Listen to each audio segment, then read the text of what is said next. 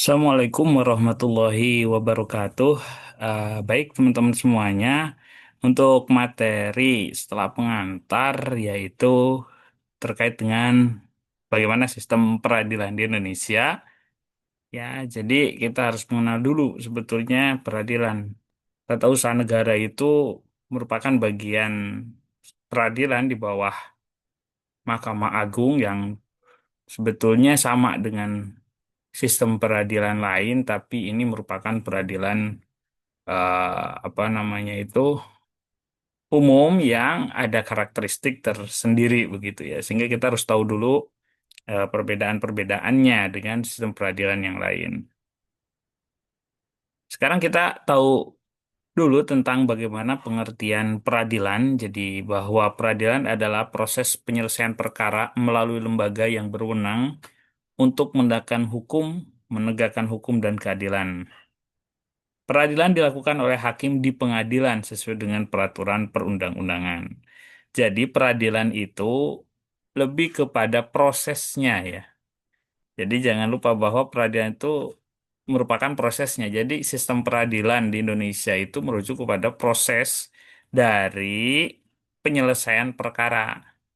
Nah, maka kalau dalam sistem hukum pidana, maka peradilan itu sebetulnya tidak hanya ketika di pengadilan, tapi bagaimana dari mulai kasus itu dilaksanakan penegakannya. Jadi proses penyelesaian perkara melalui lembaga yang berwenang untuk menegakkan hukum dan keadilan. Nah, hanya yang menjadi fokus pada pembahasan kali ini itu, di mana lihat di paragraf keduanya bahwa peradilan yang dimaksud di sini adalah yang dilakukan oleh hakim di pengadilan sesuai dengan peraturan perundang-undangan. Jadi pengadilan itu merupakan lembaga ya yang berwenang di mana sebagai penegak hukum di sana yaitu senternya atau pusatnya berada di hakim ya berada di hakim gitu sehingga peradilan prosesnya dilakukan di pengadilan itu oleh hakim atas dasar peraturan perundang-undangan gitu ya. Ini bedanya peradilan dan pengadilan. Jadi peradilan itu lebih menitik beratkan kepada proses, sedangkan pengadilan adalah lembaga yang melaksanakan proses tersebut. Meskipun tadi ketika sistem peradilan yang kita maksud secara umum tentu tidak hanya yang ada dalam lembaga pengadilan, tetapi mulai dari awal penegakan hukum, entah itu dalam sistem mungkin perdata atau pidana atau tata usaha negara atau yang lain, itu disebut dengan sistem peradilan, gitu ya. Sebetulnya apa tujuan peradilan itu? Tentu yang pertama menegakkan hukum dan keadilan, kemudian menyelesaikan sengketa antara pihak-pihak, memberikan kepastian hukum, melindungi hak asasi manusia. Penegakan hukum dan keadilan ini merupakan satu hal yang utama sebetulnya karena untuk menghindari adanya kesewenang-wenangan dari para pihak dalam menyelesaikan perkara di luar hukum. Nah, kita harus bisa melihat bahwa bagaimana penegakan hukum oleh para penegak hukum itu sudah sesuai dengan aturan, norma, etika yang sudah seharusnya atau tidak. Ini yang menjadi permasalahan kita saat ini. Ya. Sehingga dalam penyelesaian sengketa antar pihak-pihak ini, apakah tercapai keadilan secara substansi atau justru sebaliknya bahwa para pihak akan ada yang dirugikan atas dasar tidak konsistennya, tidak apa namanya itu komitmennya tidak punya integritasnya para penegak hukum gitu. Nah, kalau seumpama sudah dari penyelesaian pihak-pihak ini tersusupi oleh hal di luar penegakan hukum secara objektif, yang terjadi adalah kepastian hukumnya yang dipertanyakan. Nah, dari kepastian hukum yang dipertanyakan inilah keadilan sudah tidak bisa dicapai. Karena bagaimanapun kita masih menjadi negara yang menganut pada sistem sipil law di mana kepastian hukum itu ada dalam penegakan perundang-undangan gitu ya. Nah, selanjutnya melindungi hak asasi manusia. Tentu dari sistem peradilan ini kita akan melihat bahwa setiap orang atau warga negara tidak bisa dilakukan sewenang-wenang dalam penegakan hukum oleh penegak hukum itu sendiri atau oleh orang-orang di luar penegak hukum. Jadi semuanya harus melalui sistem peradilan.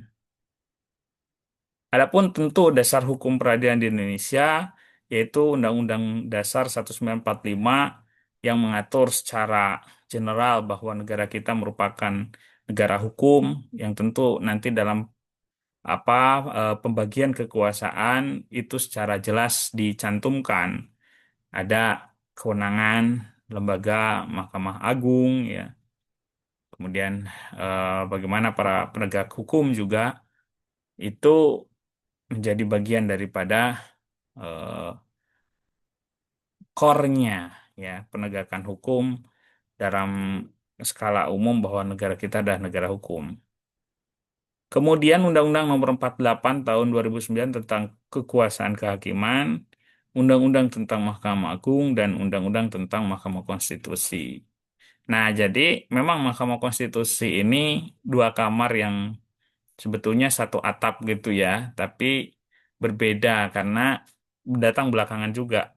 Kalau konstitusi tugasnya jelas menguji undang-undang dengan undang-undang dasar ya atau konstitusi. Adapun kalau Mahkamah Agung itu ya menguji undang-undang dengan undang-undang gitu ya dan melaksanakan apa penegakan hukum atau melaksanakan peradilan di pengadilan gitu ya. Mulai daripada tingkat pertama kemudian banding sampai kasasi gitu. Nah, secara umum prinsip kekuasaan kehakiman itu kekuasaan kehakiman bersifat merdeka. Artinya tidak bisa diintervensi oleh politik atau tidak bisa dipengaruhi oleh suatu di luar penegakan hukum secara objektif dan adil. Maka peradilan itu dilakukan demi keadilan. Jadi keadilan ini memang akan sangat bias ya ketika dihadapkan pada objek-objek yang itu banyak kepentingan gitu ya. Maka ini diuji para penegak hukum ya. Penegak hukum itu akan diuji. Dia didasarkan pada fakta dan penegakan undang-undang atau aturan yang konsisten atau sebaliknya. Itu akan banyak dipengaruhi oleh hal yang di luar itu, sebagaimana politik, ekonomi, relasi, dan sebagainya. Ini menjadi hal yang perlu dipertanyakan ya. Kemudian prinsip selanjutnya adalah semua orang sama di depan hukum. Nah, ini idealnya sehingga harus menjadi patokan kita bahwa di pengadilan itu tidak boleh ada yang merasa lebih superpower atau ada yang merasa lebih dari apa namanya itu hukum itu sendiri ya. Maka sama orang miskin sama orang kaya sama tidak boleh. Contoh justru ada praktek-praktek yang kita anggap itu mencederai atau bahkan mengotori ya martabat dari Mahkamah Agung segelintir hakim atau segelintir panitera ya yang mana itu menerima suap gitu. Maka ada pengistimewaan-pengistimewaan terhadap pihak-pihak yang melakukan itu. Nah, maka itu jelas sekali bahwa menjadikan asas kehakiman ini tidak berlaku karena bahwa semua orang hakikatnya harus sama di depan hukum. Peradilan harus dilakukan secara jujur dan tidak memihak. Ini jelas bahwa keterbukaan sekarang sedang terus diupayakan dalam penegakan hukum, termasuk tidak memihaknya dari para penegak hukum atas dasar apapun. Ya, khususnya adalah mungkin uang atau mungkin hal yang sifatnya dapat mempengaruhi objektivitas daripada penegak hukum, persaudaraan, dan lain sebagainya. Maka harus secara jujur dan tidak memihak. Pun dia tidak ada kaitannya antar penegak hukum dan para pihak yang bersengketa atau yang melakukan pelanggaran terhadap hukum, ya, maka penegakan hukum harus tetap didasarkan pada keadilan hukum itu sendiri. Kemudian selanjutnya adalah jenis-jenis peradilan di Indonesia. Nah, maka tadi bahwa ada jenis-jenis peradilan di Indonesia itu empat macam. Pertama, peradilan umum, peradilan agama, peradilan militer, dan peradilan tata usaha negara. Ini semuanya sama satu atap di bawah Mahkamah Agung. Dulunya masing-masing punya atasan yang berbeda sebagaimana peradilan agama di bawah Kementerian Agama, peradilan militer tentu di bawah TNI ya pada saat itu gitu ya. Nah, maka di sini peradilan umum itu tentu yang dimaksud adalah yang secara umum itu bisa dilaksanakan penegakan hukumnya atau basis daripada aturan regulasinya itu secara umum berlaku bagi semua orang sebagaimana hukum pidana, hukum perdata, begitu ya. Nah, kemudian peradilan agama kekhususannya adalah diperuntukkan bagi orang yang beragama Islam. Kemudian peradilan militer itu dikhususkan pada orang yang punya jabatan militer. Dan peradilan tata usaha negara itu berarti dikhususkan pada sengketa yang berkaitan antara pejabat negara dan warga negara. Gitu ya. Nah, dalam hal ini tentu peradilan tata usaha punya kekhususan sendiri. Sebetulnya satu lagi ini yaitu tentang apa namanya itu Mahkamah Konstitusi ya yang tidak masuk dalam jenis peradilan dalam pembahasan di sini ya. Bisa ditambahkan. Nah, peradilan umum menangani perkara pidana dan perdata pada masyarakat umum. Contohnya jelas pengadilan negeri dan pengadilan tinggi. Peradilan agama menangani perkara bagi umat Islam meliputi perkawinan, waris, wakaf, ekonomi syariah. Berarti masuknya dalam hal keperdataannya. Kalau non-Muslim bagaimana? Dia akan masuk ke peradilan umum ya yang sifatnya perdata. Mahkamah Agung ini merupakan mahkamah apa lembaga peradilan tertinggi di Indonesia. Adapun fungsi utamanya mengawasi jalannya peradilan dan menurut memutus perkara kasasi. Nah, sebagai pengetahuan bahwa di pengadilan tingkat di peradilan tingkat pertama itu maka masih membahas tentang fakta pun sama di peradilan tingkat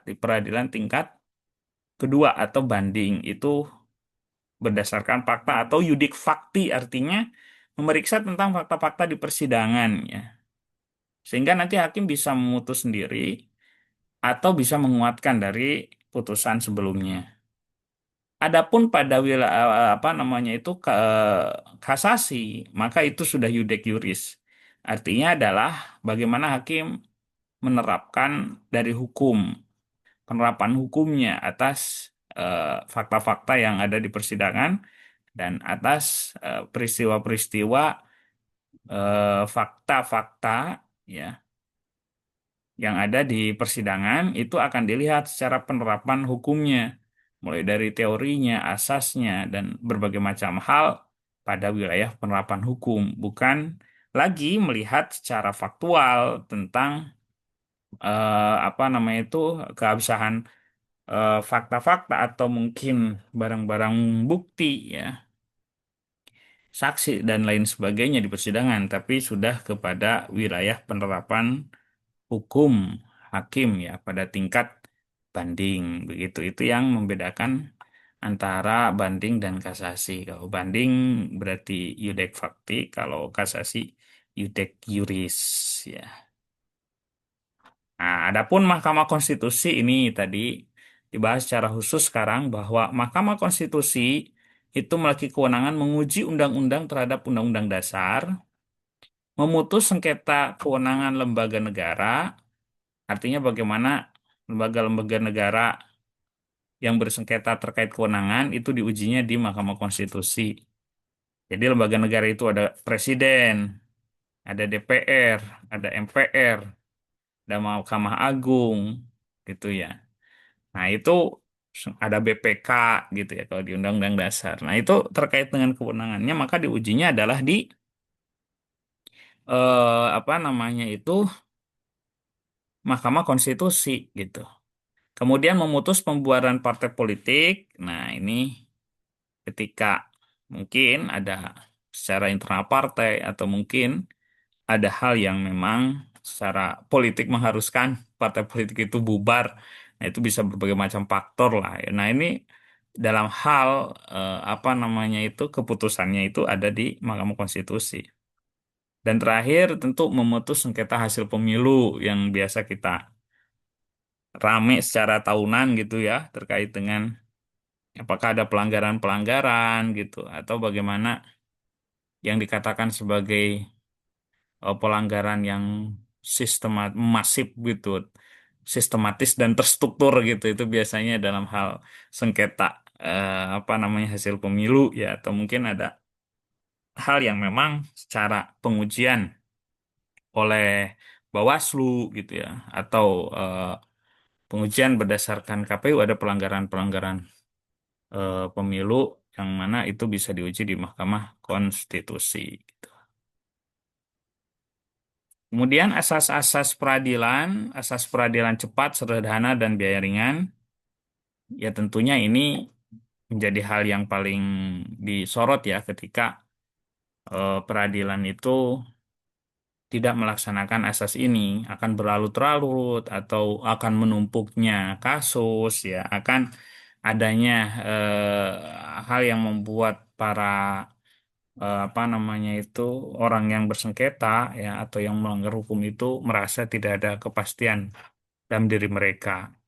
Kemudian asas praduga tidak bersalah yang artinya harus tetap diberikan penghormatan hak asasi manusia kepada orang yang mungkin dianggap melanggar ya ataupun orang yang sedang bersengketa. Tidak boleh melakukan sebuah upaya yang memang melanggar hak asasi ya ketika orang tersebut belum secara apa namanya keputusan pengadilan divonis bersalah. Asas persidangan terbuka untuk umum ini sudah jelas saat ini kita banyak melihat bahwa persidangan-persidangan itu akan dilaksanakan secara terbuka bahkan live ya gitu. Tapi tentu pengecualian bagi perkara yang berkaitan dengan kesusilaan.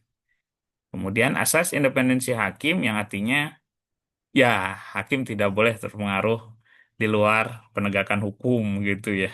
Secara politik, wabil khususnya secara khususnya adalah hakim tidak boleh terpengaruh oleh uang, oleh suap, oleh kedekatan personal dan lain-lain. Dari Ya, sini maka peradilan merupakan pilar penting dalam negara hukum oleh sistem peradilan yang adil dan independen, hukum dapat ditegakkan dan keadilan dapat diwujudkan. Ini adalah sebagai pengantar saja terkait dengan materi apa namanya eh, materi kita yang berkaitan dengan peradilan ya. Sebelum nanti kita akan masuk secara spesifik terhadap peradilan tata usaha negara. Mungkin itu yang bisa disampaikan. Terima kasih. Assalamualaikum warahmatullahi wabarakatuh.